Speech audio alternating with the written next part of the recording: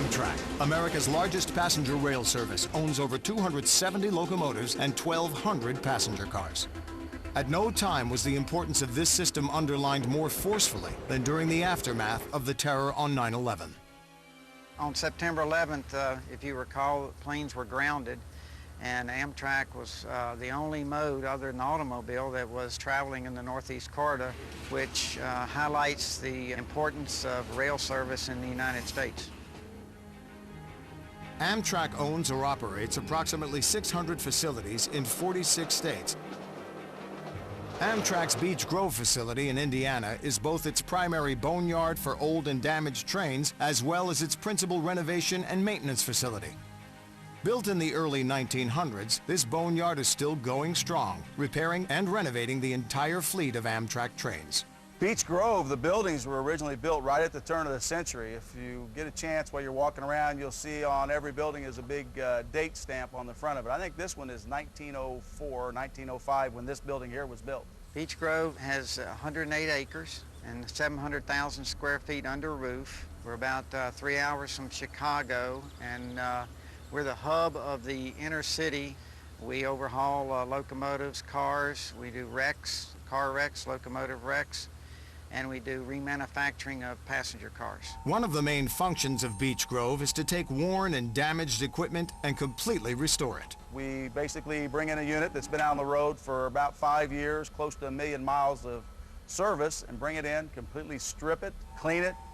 Then we'll add any updated mods that have been changed on the unit since it was first manufactured, and then we'll completely reassemble it, paint it, and then we'll test it. And then hopefully we'll ship it back out and we won't see it again for another 5 years. When a locomotive comes in the shop, it goes to the strip down area. The engines are removed and it's stripped down to bare steel. At any given time, there are several dozen cars and a few dozen locomotives in various stages of repair and restoration. The workhorse of the system is the GE Model P42, which weighs 27,000 pounds and is driven by a 4,200 horsepower diesel-electric engine. The GE locomotives that are maintained here and rebuilt here by our crews were made in Erie, Pennsylvania. We have almost 200 of this locomotive and a predecessor series too. So every one of these big monocoque style locomotives, which have huge diesel engines in them and some complicated computer systems for their maintenance and diagnostics that make electricity to power the whole train, come through here at Beech Grove. And the folks here do amazing work. Gerald Scott is a third-generation worker at Beech Grove. When my grandfather hired me in on the railroad, he lied about his age. He was 14 years old. He hired in 1906, and he retired with 50 years of service.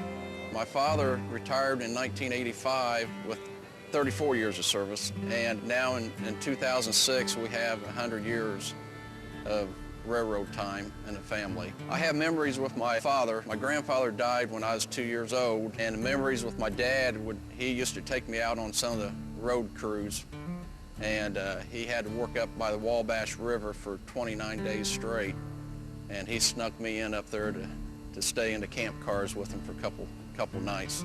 It's pretty neat. There are machines at Beech Grove that have also been working here for generations. One is a crane that's over 100 years old and so enormous that the building that houses it was built around it.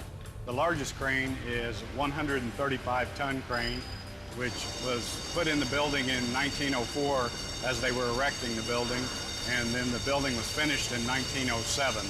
It will pick up a locomotive. We put in locomotive engines into the car bodies or the locomotive bodies with that crane, and whatever is too large for the 15-ton crane to pick up, we'll use the 135-ton crane for. Well, the cranes that we have here at Beech Grove are the heart and soul of the shops. We usually use that for when we're picking up the unit, either to de-truck, which is take the trucks out from under the unit, or to re-truck or put the new trucks underneath it. Trucks are the giant wheel assemblies and undercarriages of the locomotives. Lifting the locomotive makes them more accessible to the workers. To accomplish this lifting process, large pieces of metal called straddle bars are required. Hooks are lowered to pick the straddle bars up out of the floor and move them over the locomotive. Then they're lowered down on one side, attached, and the locomotive is slowly lifted. It's then held motionless until the worker's job is done. The huge gears that are on the crane are unique in that they're large enough that they will hold a locomotive in the air, and they move at a pretty good rate of speed and are impressive in that their size and their ability to hold the weight of a locomotive.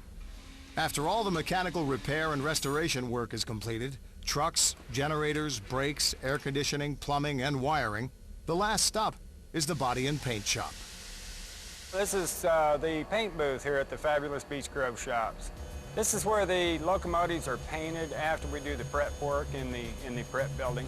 I do the body buildup work prior to the paint. We get wreck work in, they do the wreck work, replace body panels in the diesel shop, and then they bring it to us and we do the body buildup with the Bondo and prepare it for the paint.